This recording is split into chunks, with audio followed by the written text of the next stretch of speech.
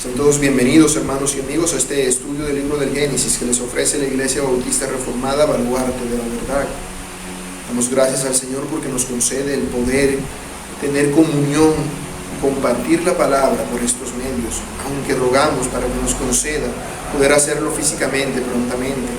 Vamos a orar para encomendarnos al Señor, para que sea Él dirigiéndonos en lo que vamos a hacer en esta ocasión.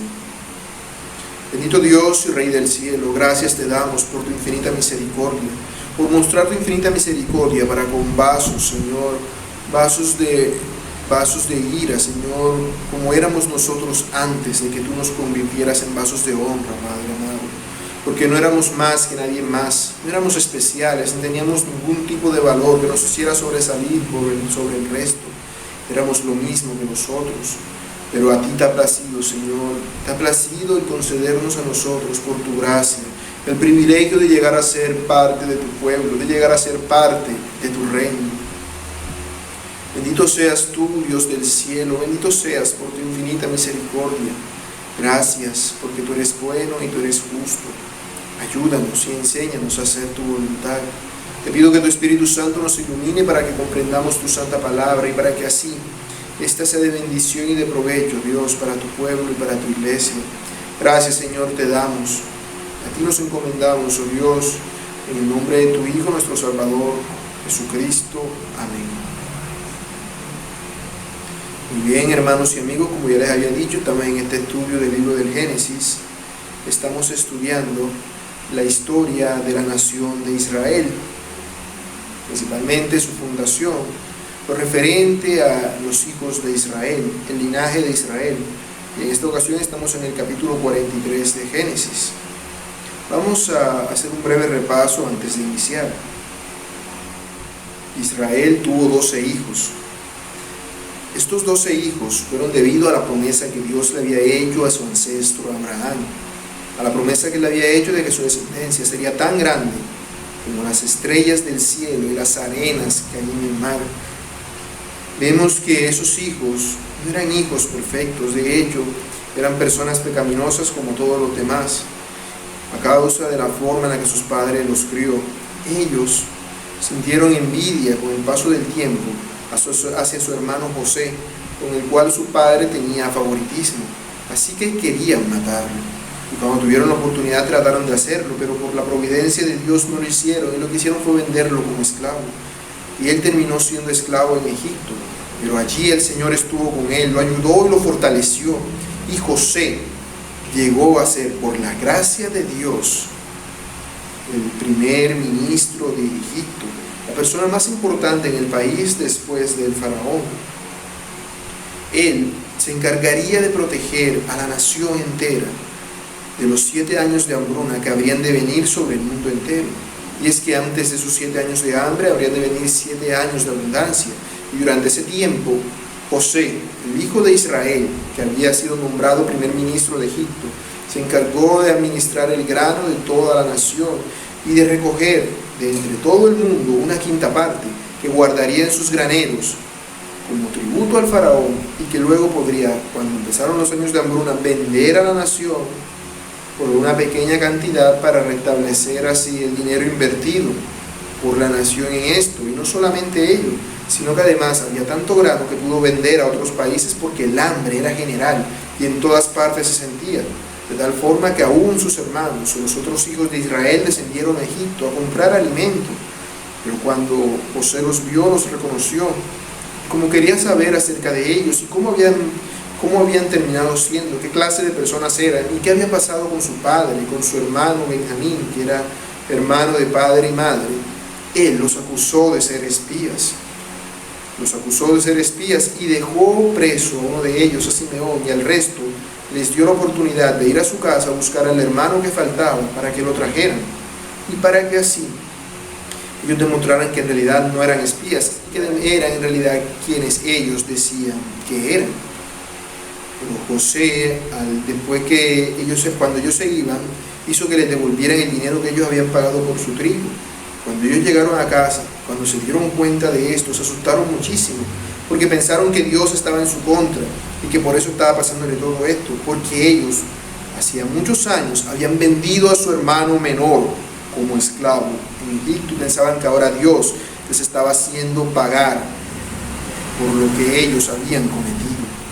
Así que ahora pensaban que Dios los estaba metiendo en un problema con los egipcios. Y acudieron a su padre Israel, su padre Jacob, para que éste les dejara llevarse a Benjamín e ir a Egipto. Pero éste se negó rotundamente y les dijo que no, Benjamín se quedaría en casa. Ellos no habrían de volver a Egipto. Pero el alimento que compraron se les acabó y la hambruna siguió. Así que no les quedó de otra. Convencido Israel por Judá, su cuarto hijo, accedió a mandar a Benjamín con ellos, para que así pudieran comprar alimento. Jacob, no teniendo otra alternativa, él accedió, pero se encomendó a Dios de todas formas, y los encomendó a Dios, para que sea Dios guiándolos y dirigiéndolos en esta empresa que habrían de hacer. Y es en este contexto que nos coloca esta porción de la palabra de Dios en esta ocasión. Así que les invito a que vayamos al libro del Génesis. Vamos a leer Génesis capítulo 43. Capítulo 43 y vamos a leer los versículos del 15 al 34. Génesis 43, versículos del 15 al 34. Dice así la palabra del Señor. Entonces tomaron aquellos varones el presente, y tomaron en su mano doble cantidad de dinero y a Benjamín, y se levantaron y descendieron a Egipto, y se presentaron delante de José. Y vio José a Benjamín con ellos, y dijo al mayordomo de su casa: lleva a casa a esos hombres, y degüella una res y prepárala, pues estos hombres comerán conmigo al mediodía. E hizo el hombre como José dijo, y llevó a los hombres a casa de José. Entonces aquellos hombres tuvieron temor cuando fueron llevados a casa de José y decían: por el dinero que fue devuelto en nuestros costales la primera vez, nos han traído aquí para tendernos lazo y atacarnos, y tomarnos por siervo a nosotros y a nuestros asnos. Y se acercaron al mayordomo de la casa de José y le hablaron a la entrada de la casa, y dijeron: ay, Señor nuestro, nosotros en realidad de verdad descendimos al principio a comprar alimentos.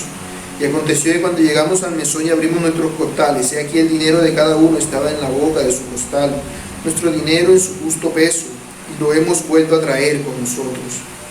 Hemos también traído en nuestras manos otro dinero para comprar alimentos. Nosotros no sabemos quién haya puesto nuestro dinero en nuestros costales.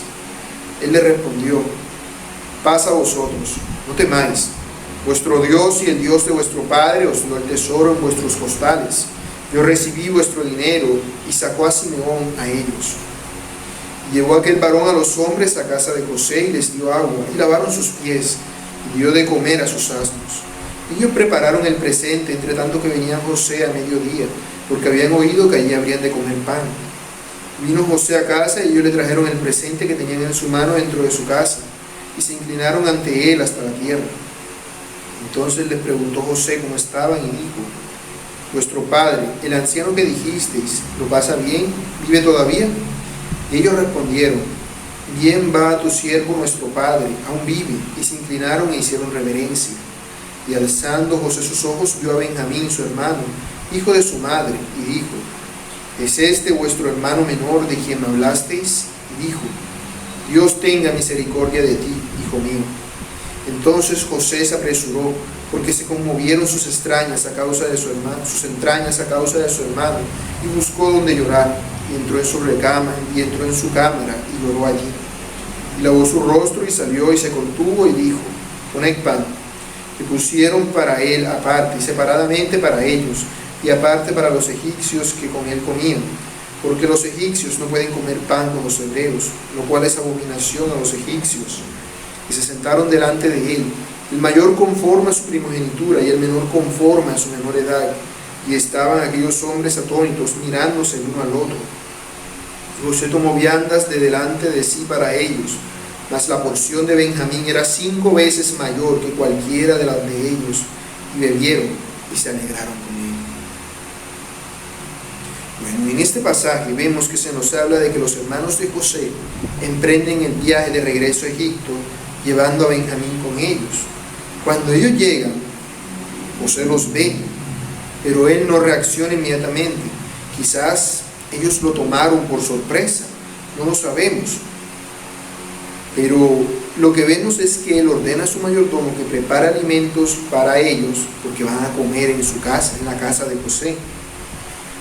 Esto seguramente lo sorprendió. Ellos no estaban acostumbrados a dar de comer a las personas que venían de otros países a comprar alimentos. Eso no era algo que José hiciera con todo el mundo. Sin embargo, el mayordomo obedeció e hizo lo que se le pidió. Cuando iban para la casa de José, los hermanos de José seguramente se asustaron mucho porque dijeron: este hombre nos quiere poner una trampa. Como seguramente él ya sabe, debe pensar que nosotros nos robamos el dinero de la última vez que vinimos a comprar trigo, y como ya pensaba que éramos espías, nos va a llevar a un lugar, supuestamente su casa, para allí tomarnos prisioneros y hacernos esclavos y quedarse con nuestros asnos y con todo lo que trajimos. Así que ellos, en realidad, aunque José les quería hacer un acto de generosidad al invitarlos a comer en su casa, ellos en realidad estaban pensando que todo era una trampa para esclavizarlos, porque así como ellos habían esclavizado a su hermano, pensaban que ahora Dios quería que ellos también fueran esclavos. Así que este acto de generosidad para ellos era una trampa mortal. Y así es como pasa con aquellas personas que tienen una conciencia culpable. Su conciencia los ataca de tal forma que aún los actos de generosidad terminan pareciendo trampas para ellos.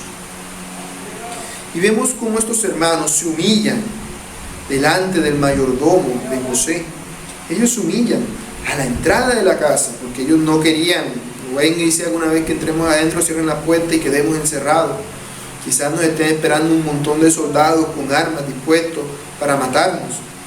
Así que ellos decidieron asegurar su protección física antes de entrar y se confesaron delante del mayordomo. Vemos cómo se refieren al mayordomo: ¡ay, Señor nuestro! Esto es interesante porque estos hombres eran los mismos que años atrás habían ido a la ciudad de Siquem y habían matado a todos los hombres y secuestrado a todas las mujeres, habían matado a todos, hasta el rey. Ahora los vemos aquí humillándose y hablando delante de un sirviente, llamándolo Señor nuestro. Sabían que ahora estaban a merced de él y suplicaron por sus vidas. Y es que nuestras aflicciones son un regalo de Dios que nos enseñan a ser humildes, que nos enseñan a ser personas que reconocen que no somos dioses, que no controlamos el mundo y que no podemos hacer lo que se nos dé la gana, sino que estamos bajo la autoridad de uno mayor, la autoridad de Dios. Dios por sus aflicciones había enseñado esto a los hijos de Israel y ahora ellos lo comprendían, por eso se humillan delante de un simple siervo. Ellos confiesan lo del dinero, diciendo que ellos en realidad no saben cómo es que ese dinero estuvo allí. Ellos confiesan lo sucedido. Pero ¿cómo le responde el mayordomo? El mayordomo les dice: yo no sé de qué están hablando ustedes. Yo recibí el dinero que ustedes dieron por ese alimento en aquella ocasión. Ese dinero fue recibido por completo. Él desconoce el asunto y les está diciendo: ese dinero está allí. Es por un acto de providencia de su Dios. Él se lo regaló a ustedes. Yo no les he devuelto el dinero a ustedes de ninguna forma.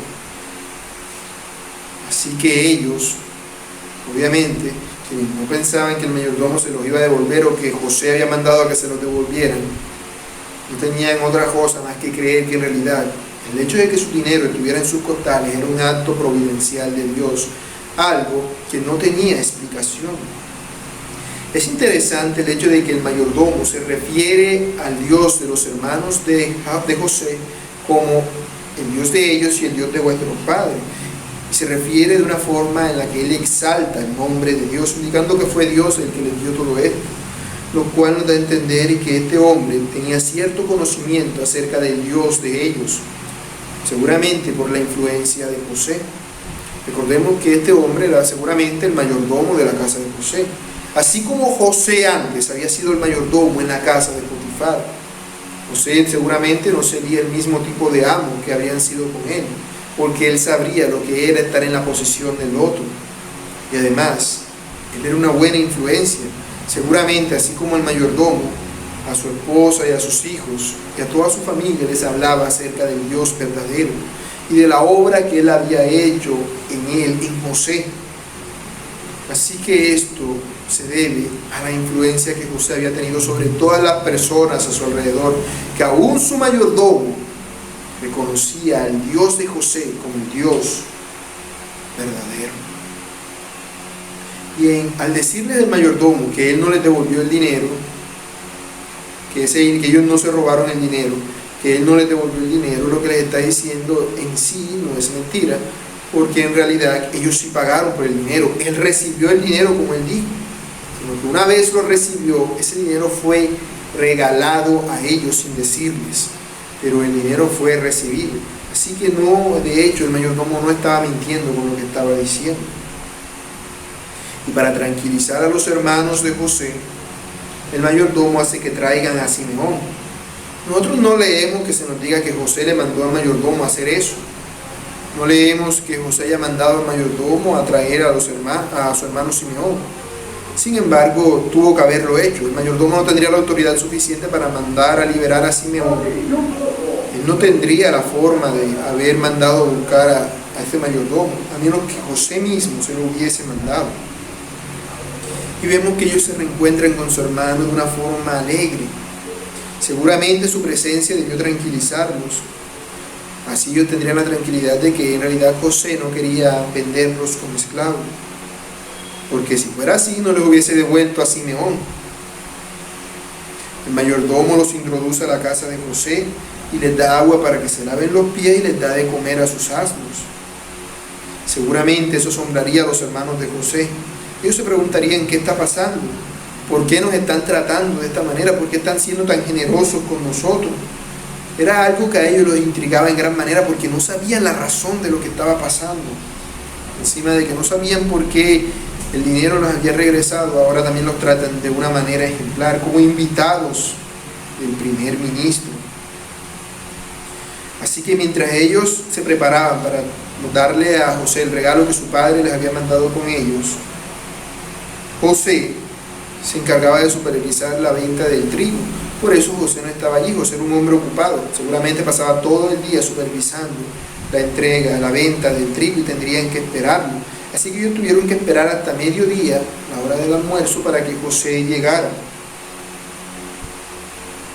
Cuando José llegó, ellos le dieron el presente que su padre les había mandado. Se inclinaron delante de él y José les preguntó que cómo estaban. También les preguntó por su padre, si su padre todavía estaba vivo. Ellos le respondieron que sí, que su padre estaba vivo.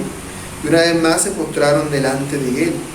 Ellos parecen no haberse dado cuenta de que José se refiere al Dios de ellos como si fuera su propio Dios. Pues utiliza el nombre del Dios del pacto, es decir, se refiere a Dios como ellos se referían. Y José por fin puede contemplar a su hermano Benjamín. Para cuando José vio a su hermano por última vez, Benjamín era solamente un niño pequeño. Ahora ya era todo un muchacho. Había pasado muchísimo tiempo, ya era un muchacho, o quizás un hombre ya adulto, porque no se nos especifica la edad de Benjamín totalmente. Pero vemos que por fin José puede ver a su hermano de padre y madre, a Benjamín. Y vemos que se alegra mucho de ello y le dice que Dios tenga misericordia de ti. Eso es algo que le duele mucho, y por eso él tiene que irse a llorar a su cuarto, porque no aguantaba la emoción de ver a su hermano. Y llegó el momento de la comida. A la hora de comer, ellos comieron como comían los egipcios. ¿Cómo comían los egipcios? Los egipcios eran un pueblo que era bastante discriminatorio con los que no eran egipcios. Ellos no se sentaban a comer con otras personas que no fueran egipcios, y menos con los hebreos, de ninguna manera. Y esto es una evidencia de la historicidad de este relato, porque es un detalle que cualquier otra persona que estuviera inventando una historia posteriormente no podría saber, pero que vemos que encaja perfectamente con lo que se sabe que hacían los egipcios. Esto era algo común entre ellos, no comer con extranjeros, porque los trataban de una manera diferente. Los egipcios se creían el pueblo superior y los demás eran pueblos inferiores, así que no podrían mezclarse con ellos. Ni siquiera José con toda su autoridad podría romper esa regla, así que aunque va a cenar con ellos, lo hace en un lugar diferente. Y aún los egipcios que habrían de cenar, cenan en un lugar diferente a causa de las costumbres egipcias. Y esto, el hecho de que los israelitas terminen con este pueblo, un pueblo egipcio, es una muestra más de la sabiduría de Dios. Porque notemos algo. Ellos, todo esto que está pasando, ¿en qué va a terminar? Va a terminar en que todos los israelitas van a terminar viviendo en Egipto durante 400 años, lo que les va a dar tiempo de multiplicarse y de llegar a ser una nación. Si ellos se hubiesen quedado en la tierra de Canaán, ¿qué habría pasado? Lo que pasó con los hijos de Judá. Se habrían casado con mujeres, eventualmente se habrían terminado casando con mujeres cananeas, con mujeres de toda esa región, y habrían terminado siendo asimilados por esos pueblos, de manera que no tendrían una identidad como nación, sino que serían parte de todas las demás naciones que hay a su alrededor. Pero Dios en su sabiduría los está guiando para que vengan a la nación egipcia, porque los egipcios los discriminarían. Un egipcio no se casaría con un hebreo, a menos que fuese algo extremadamente obligatorio, como en el caso de José, pero voluntariamente no lo harían. No podrían casarse con un hebreo. Vivirían en una situación de discriminación total, lo que les impediría mezclarse con ellos y les permitiría a los hebreos, a los israelitas, mantener su identidad cultural, cosa que no habría pasado si esto hubiese acontecido, se hubiesen quedado allá en Canaán. Esto era una evidencia entonces de la sabiduría de Dios. Dios quería que ellos crecieran allí dentro de una nación pagana con la que no podrían mezclarse, para que mantuviesen su identidad cultural, para que se mantuviesen como el pueblo de Dios. Y José había sido simplemente el emisario que Dios había mandado primero para que esto fuera así. Cuando José se sentó a comer con sus hermanos, ellos se sorprendieron al ver los lugares que habían sido asignados, porque estaban asignados en el orden de sus edades, del mayor al menor. Eso era algo sorprendente. ¿Cómo es posible que las sillas estuvieran puestas en el orden de nacimiento? ¿Cómo podrían ellos saber eso? De ninguna forma. Esto era algo que los intrigaba todavía aún más. Encima de que se les habían devuelto el dinero, encima de que los invitaban a cenar, encima de que José hablaba con mucha familiaridad encima de su padre y de ellos, encima las sillas están organizadas de la misma forma en la que ellos nacieron. Eso era algo que para ellos no tenía explicación. En su cabeza no cabía el hecho de que José estuviera detrás de todos estos acontecimientos. No lo habría. Ellos seguramente pensaban que José ya estaba muerto, y si estaba vivo, no iba a imaginarse que era una persona tan importante en el país egipcio. Así que esa era una conclusión que se encontraba totalmente fuera de toda posibilidad para ellos. Era algo imposible en sus mentes. Así que lo único que podían pensar era que era Dios mismo el que estaba obrando para que esto aconteciera de esta forma, de una manera providencial. Ellos no tendrían forma de explicar esto. A la hora de sentarse a comer, a Benjamín se le dio 5 veces la porción de comida que se le dio a sus hermanos. Esto, ¿qué está ocurriendo aquí? ¿Qué es? Es una prueba de José. José lo sigue probando. José quiere saber si ellos aún son envidiosos como lo eran antes. Antes ellos sentían envidia de él y por eso querían matarlo. Ahora quería ver a ver si con Benjamín, que también era hijo de su padre y madre, y seguramente él sabía que también era favorito por ser hijo de Raquel, por su padre. Él quería saber si ellos seguían siendo la misma clase de personas, si estaban dispuestos a odiar a su hermano Benjamín. Así que José demuestra un favoritismo hacia él, un favoritismo obvio para todos, pues le coloca 5 veces la comida que a ellos. Él quería ver a ver cómo se comportarían sus hermanos. ¿Y cómo lo hicieron? Nos dice la Escritura que ellos bebieron y se alegraron con él. Es decir, que en lugar de sentirse celoso, lo que hicieron fue alegrarse por su hermano, que estaba siendo tratado de una forma tan amable. Eso seguramente les alegraría y les daría paz al corazón. Les ayudaría a saber de que José no tendría malas intenciones con Benjamín, que podrían llevárselo de regreso a su padre, que era lo que más les preocupaba. vemos cómo ellos, los hermanos de José, están siendo probados por José para ver qué clase de personas son, para ver si todavía son aquellas personas que eran antaño. Pero esto solamente es el principio. José todavía les tenía unas pruebas más a sus hermanos, que es lo que veremos en los capítulos posteriores. ¿Qué podemos nosotros aprender de esto? Bueno, algo que es muy claro es lo que ya habíamos dicho acerca del mayordomo de José. Él tenía cierto conocimiento, no podemos decir que era un creyente, pero sí tenía cierto conocimiento acerca del Dios verdadero. ¿Y esto por qué era? Por la influencia de José. José seguramente debía hablarle a todo el mundo acerca de su Dios. Por eso el mayordomo sabía acerca del Dios de José. Qué bien sería que se hablara de nosotros de esa manera, como siervos del Dios verdadero.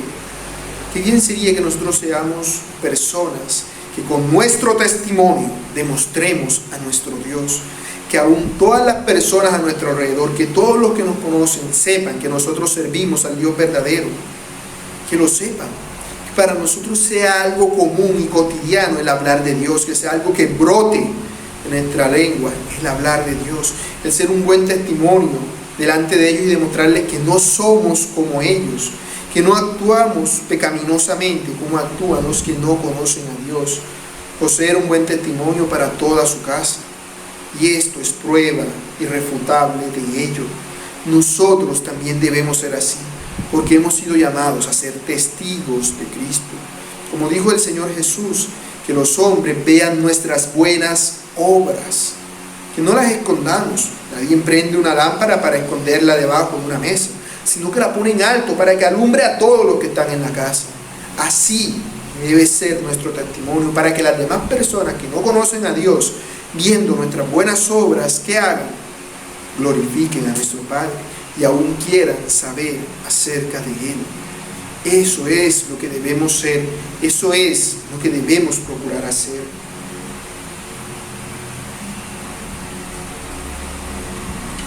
Vemos que para los hermanos de José fue un motivo de gozo el hecho de haber sido recibidos de esta forma. Una vez ellos comprendieron que todo estaba pasando, a pesar de las intrigas que les estaba dando, ellos sintieron que estaban siendo bien recibidos. Ellos sintieron que no había problema cuando vieron que estaban tratando bien a Benjamín, lo cual fue un motivo de gozo para ellos, porque era una forma de decir que sus obras estaban siendo aceptadas. ¿Cuán grande debe ser esto, motivo de gozo para nosotros, el saber que nuestras obras son aceptadas delante de Dios? Y no por ser obras nuestras, porque nuestras obras por sí mismas no valen nada. No podremos comprar la salvación jamás con ellas. Nuestras obras nada más serán suficientes, ni siquiera para pagar el precio por uno de nuestros pecados, porque no es por el pecado, sino por la persona con la que se ofende al pecar. Por nuestras acciones ofendemos a Dios. Por eso es que para Dios da lo mismo un pecado que nosotros consideramos grande que un pecado que nosotros consideramos pequeño. Todas estas son ofensas grandes porque son contra Dios. Entonces, ¿qué motivo de alegría debe ser para nosotros el saber que Dios ha perdonado nuestros pecados si hemos creído en Él? Que nuestros pecados han sido borrados, que han sido olvidados y que de hecho Él ha preparado un banquete para nosotros, para su reino. Hemos de alegrarnos por ello, hemos de alegrarnos. Ese debe ser nuestro motivo de gozo y alegría, el que nos permite seguir adelante día tras día, el saber que Dios nos ha perdonado por medio de su Hijo Jesucristo. Porque aún si perdiéramos todas las cosas en este mundo, las cosas materiales, las cosas que tienen un valor sentimental para nosotros, aún así, Dios, si somos parte de su pueblo, Dios nos ama. Dios nos ama, y no por nosotros, sino por Cristo. Y el hecho de que nos ame por Cristo es un motivo de gozo tan grande, porque quiere decir que aún si nosotros nos equivocáramos después, aún así Él nos perdona, porque no depende de nosotros, sino de Cristo su Hijo, quien pagó el precio. por nuestros pecados. Por eso es que este debe ser nuestro mayor motivo de gozo. Por eso es que debemos estar gozosos todo el tiempo, porque ya no somos enemigos de Dios, como son todos aquellos que no se han arrepentido de sus pecados. Ellos son enemigos de Dios, pero nosotros, por la gracia de Dios y por su misericordia, no lo somos. Ahora, Él no nos llama enemigos, sino que nos llama hijos. Hemos sido adoptados hijos de Dios por causa de aquel que nos amó, por causa de Cristo, nuestro Salvador. Debemos aprender también a tener contentamiento con todas las cosas que tenemos. Si tenemos comida para comer, si tenemos un techo bajo el cual dormir, debemos ser agradecidos con Dios y tener contentamiento con ello. Debemos contentarnos con esto, porque es lo que Dios ha considerado justo y necesario para nosotros. Es un regalo que Dios te ha dado y debes estar alegre por ese regalo. No debes codiciar lo que tiene el otro, no debes envidiar lo que tiene el otro, porque eso fue lo que pasó con los hermanos de José. Envidiaron el amor que según ellos su padre tenía hacia José y no hacia ellos. Ahora ellos habían aprendido la lección, ya no envidiaban el favoritismo que veían hacia Benjamín. Ellos no estaban preocupándose, preguntándose por qué al otro sí y a mí no, sino que estaban contentos por lo que a ellos le habían dado. Así también nosotros debemos ser agradecidos por todo lo que Dios nos ha dado. No debemos andar pendientes a los demás y andar diciendo entonces porque a ellos sí les da Dios esto y aquello y a nosotros no. No, si nosotros amamos a Dios, todas las cosas que nos acontecen son para nuestro bien, son lo mejor que podríamos recibir, aunque nosotros no lo veamos así. Aunque nosotros no lo veamos así, es lo mejor que podríamos recibir, porque nosotros podríamos estar queriendo algo que sea para nuestro mal. Un niño pequeño ignora muchas cosas y puede decirle a su padre: yo quiero ese pan que está allí guardado en la nevera. Pero el padre mira el pan y ve que el pan está podrido. Él no se lo va a dar aunque él lo quiere, y por más que él suplique, que chille, que grite y que patalee, no se lo va a dar porque le va a hacer mal. Él puede pensar que le va a hacer bien, porque en su conocimiento y en su sabiduría se ve bueno, agradable, se ve como algo que a él le gusta. Pero su padre, que es más sabio que él, no se lo quiere dar porque no quiere hacerle daño, sino que quiere hacerle un bien. Así hace Dios con nosotros. Por eso nos da lo que nos ha dado. Por eso permite lo que permite en nuestra vida. Sea bueno o sea malo, todo es de Dios y todo es para bien. Claro está, para los que somos hijos de Dios, para los que somos parte de su pueblo, para los que hemos creído en Él y nos hemos arrepentido de nuestros pecados. Todas las cosas son para nuestro bien.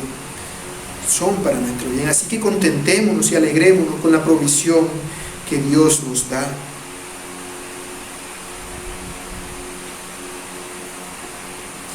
Y con esto debemos entender de que Cristo es nuestro proveedor, de que es por Cristo que tenemos acceso al Padre, de que es por Cristo que podemos recibir todas estas cosas. Si no fuera por Cristo, no podríamos recibir nada de esto. Pero Cristo en su gracia, por el hecho de aceptar venir y morir en la cruz por nuestro pecado, nos ha concedido esto. Nosotros le necesitamos a Él.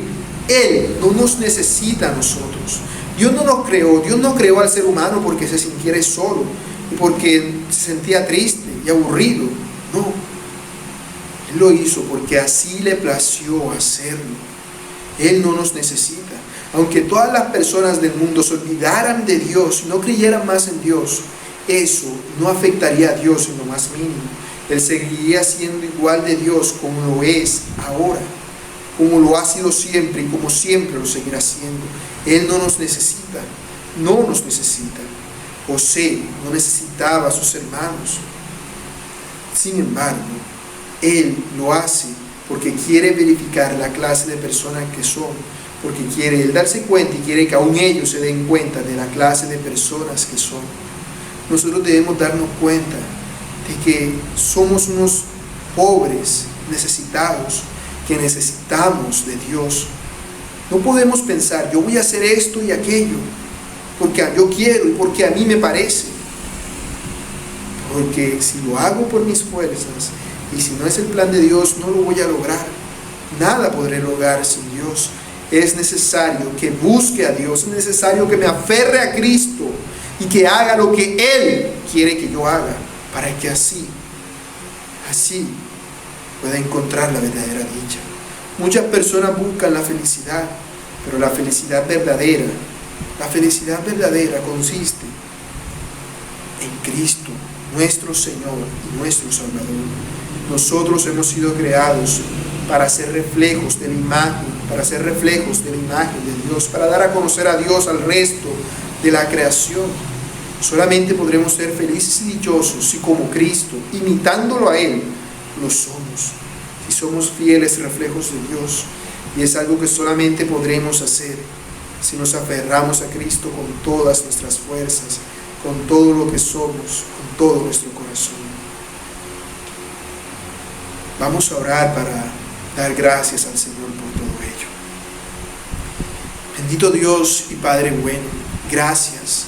Gracias por Cristo Jesús, tu Hijo, quien pagó en la cruz el precio de nuestros pecados, esos pecados tan inmensos e infinitos que nosotros cometimos contra ti, Santo y Supremo Dios. Enséñanos a tener gozo y alegría. Enséñanos a estar contentos con todo lo que tenemos, sabiendo que si lo tenemos es gracias a ti. Es gracias a ti, Padre amado. Ayúdanos a hacer tu voluntad. Ayúdanos, Señor, a obedecerte, a seguirte, a servirte.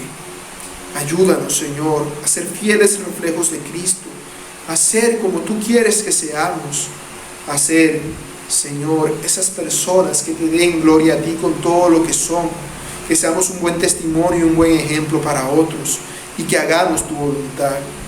Padre, te necesitamos. Por nosotros mismos no podremos lograr ninguna de estas cosas, pero en tu gracia, por ti, lo haremos todo. Gracias, Señor, por tu infinita misericordia que tú nos muestras. Gracias, Señor, una vez más por Cristo Jesús, tu Hijo, y su obra en la cruz. Y gracias por tu Espíritu Santo que nos has dado, que vive en nosotros y que nos enseña a ser semejantes a Cristo. Gracias, Padre bueno, te damos. A ti nos encomendamos en Cristo nuestro Rey. Amén. Muy bien, hermanos y amigos, eso ha sido todo por esta ocasión. Nos vemos la próxima. Que el Señor les bendiga.